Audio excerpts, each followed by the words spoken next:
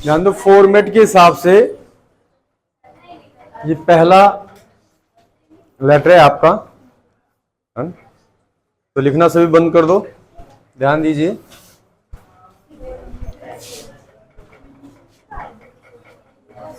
Imaging you are Mohan living in Pune, Maharashtra Pune जिसकी हम बात कर रहे हैं,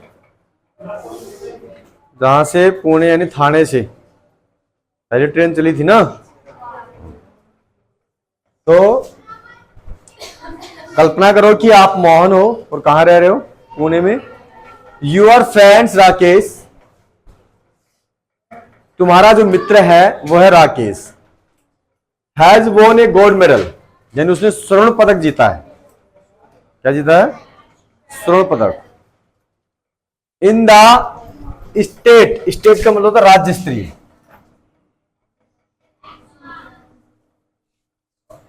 है ना। इंग्लिश डेबिट कंपटीशन, राज्य स्तरीय अंग्रेजी वाद विवाद प्रतियोगिता। डेबिट का मतलब होता है वाद विवाद और कंपटीशन का मतलब होता है प्रतियोगिता। तो अंग्रेजी में अर्थात जैसे हम अंताक्षरी करते ना, यानी अंग्रेजी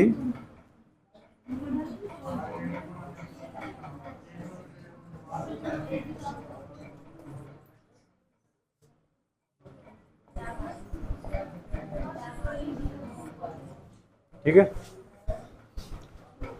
right a letter to him, write in लिखो, ए लेटर इन एक पत्र, टू हिम यानी उसको, किसको लिखना है? किसको लिखना है?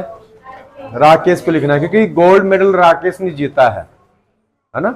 और इसका दोस्त कौन है? मोहन है। तो मोहन इसको पत्र लिखेगा, किसके लिए? कॉन्ग्रेचुलेटिंग यानी बधाई के लिए, हिम यानी इसको, ऑन हिज सक्सेस यानी उसकी जो सफलता है, उस सफलता पर, किस सफलता यानी इन द कॉम्पिटिंग यानी कॉम्पिटिटिंग यानी जो प्रतियोगिता है, इस प्रतियोगिता में उसने स्वर्ण पदक हासिल किया है।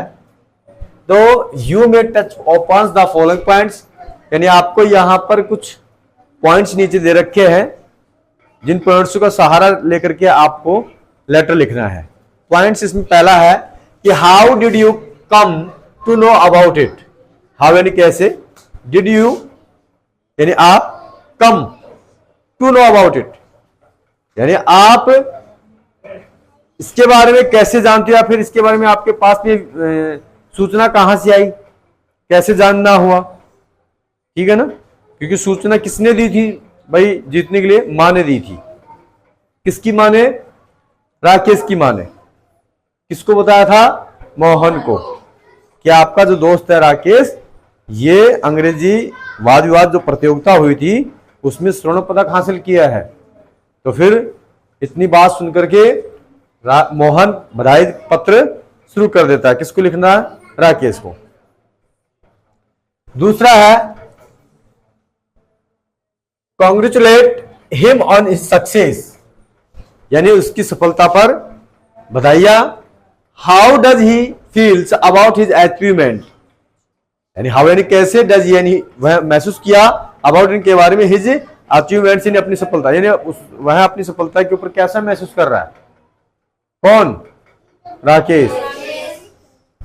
अगला है चौथा पॉइंट की good wishes for a bright future, यानी उसके उज्जवल भविष्य के लिए कामना करते हैं। किससे? भगवान से।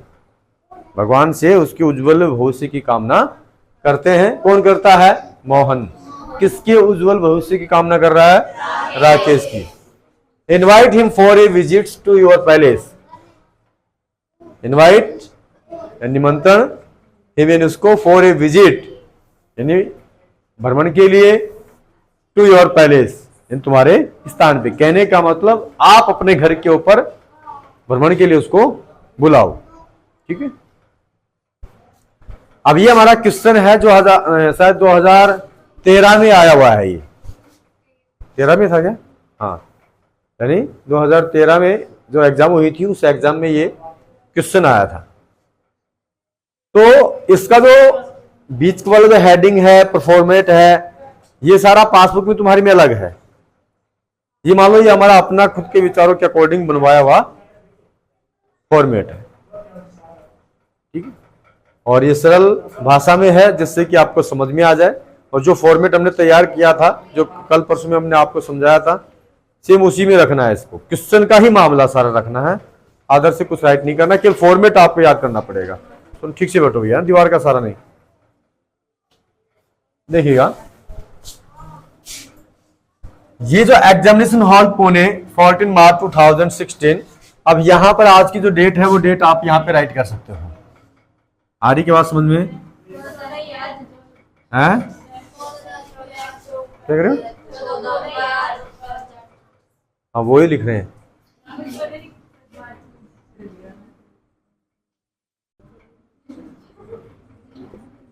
ठीक है क्या?